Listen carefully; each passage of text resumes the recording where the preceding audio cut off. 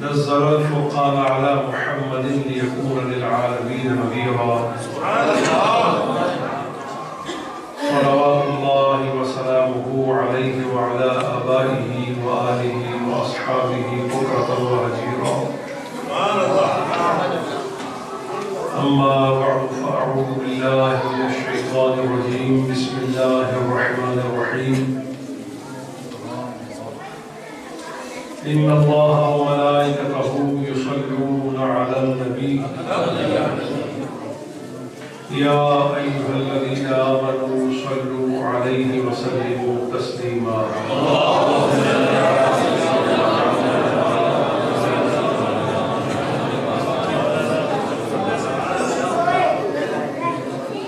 بسم الله الرحمن الرحيم.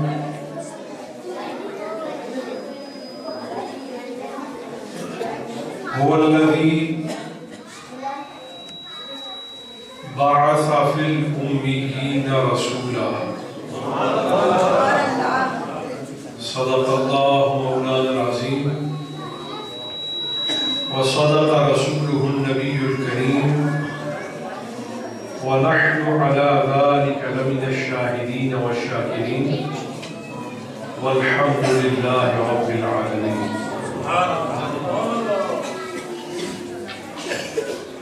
جملہ برادران اسلام، اہلیان علاقہ حاضہ، وابستگان جامع مسجد قباء، آپ سب کو جشن میلاد النبی مبارک ہو۔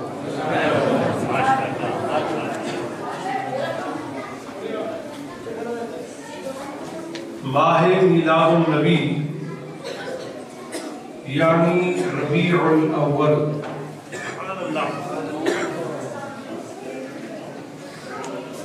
ایسا مہینہ ہے کہ جس کے ساتھ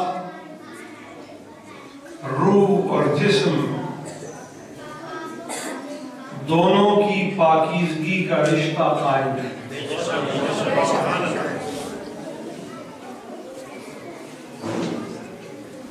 اس مہینے کا نام ہی ربیع الاول ہے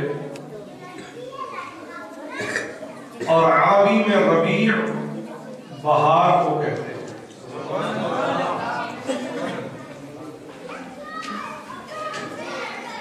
اور مصطلحات عربیہ میں لفظ ربیع کا استعمال بعض بلدان میں نخلا کے لیے بھی ہے، حدیقہ اور بستان کے لیے بھی ہے۔ تو یہ بیک معنی بہار بھی ہے، بیک معنی باغ بھی ہے۔ تو اب چونکہ اس کا اصطلاحی طور پر اطلاق باغ اور بہار دونوں کے لیے ہوا ہے، تو پھر یوں کہنے میں کوئی حرج نہ ہوگا کہ یہ ایسا مہینہ ہے جو باغ و بہار کا مہینہ ہے۔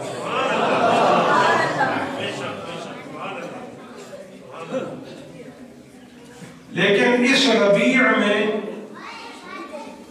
اور اس ربیع میں جو باغ و بستان میں آتی ہے ایک فرق ہے۔ وہ بہار جو باغوں میں اور چمنستان میں، گلستان میں، گلزار میں، نخلا میں آتی ہے، اس کے قائم رہنے کی ایک مدت ہے، اس کے اثر کی ایک حد ہے۔ لیکن میں اور آپ جس بہار کے آنے کا آج ذکر کر رہے ہیں اس کے تو اثر کی کوئی حد ہی نہیں ہے۔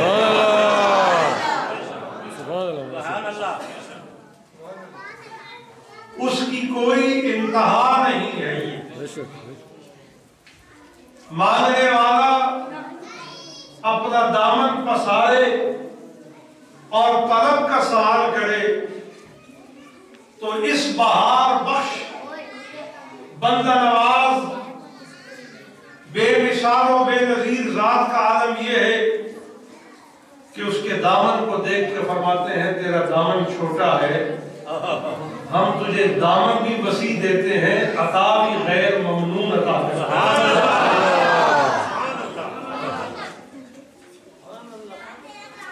لہذا اس ماہ کو ربیع الاول سے تعبیر کیا گیا ہے کہ دل اور روح پر جو پہلی معرفت حق کی بہار آئی ہے اس کا آمد مصطفیٰ سے ہی تعلق ہے۔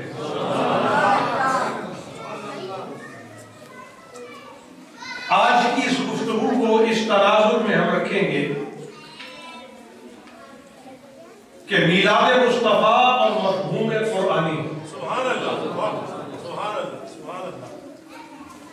قرآن کریم نے حضور کے میلاد کے بارے میں جو نظریہ پیش کیا ہے اور اس کو قرآن کے انداز سے جس طرح سمجھایا گیا ہے، آئیے اس پہ دل اور دماغ لگا کر نور کی سوغات سے اپنا حصہ سمیٹتے ہیں۔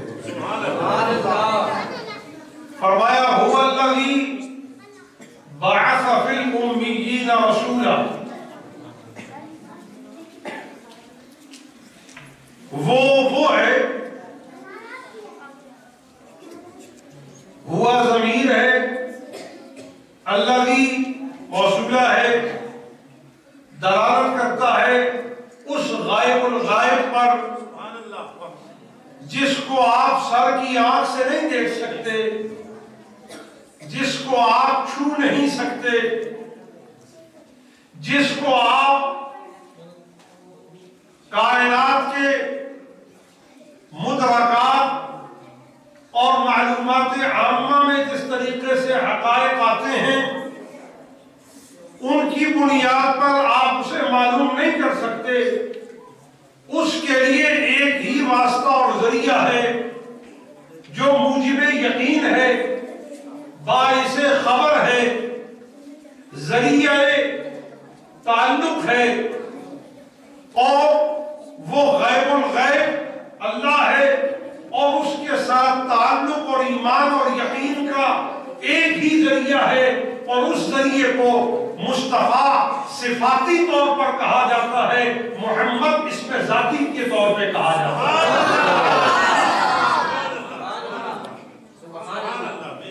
فرمایا وہ ہے اللہ، وہ ہے، عبارت میں کوئی لفظ ایسا نہیں جس کا ترجمہ کر کے یہ کہا جائے کہ اللہ، لیکن مراد اور مفہوم اور معنی اور دلالت لفظی اور سیاق کلام سے مقصود یہ ہے کہ هو الذی، کہ وہ جس کی خبریں مصطفیٰ کی زبان سے تمہیں مل رہی ہے اور بارگاہ خدا سے جس کی شان کی تعلیم تمہیں ہم عطا کر رہے ہیں، ہوا الذی، وہ رب وہ ہے، بعث فی الامیین رسولا، جس نے نہ جاننے والوں میں اس شان و مرتبہ والے رسول کو بھیجا ہے۔ اب غور کرو، بعث بعثت کا معنی دیتا ہے،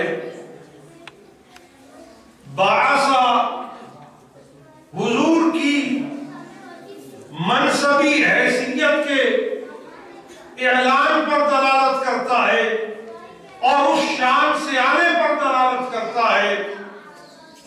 الغرض اس کے خلاصے کو اگر دل اور دماغ میں بچھائیں تو سمجھنے میں دقت نہیں ہوگی کہ بعثت بھی بیک معنی آمد ہے، بعثت بھی ایک طرح سے آنے کے معنی میں ہے کہ اللہ اپنے حبیب کے آنے کا ذکر کر رہا ہے۔ کس کا؟ آنے کا ذکر۔ بولیے، آپ کے تشریف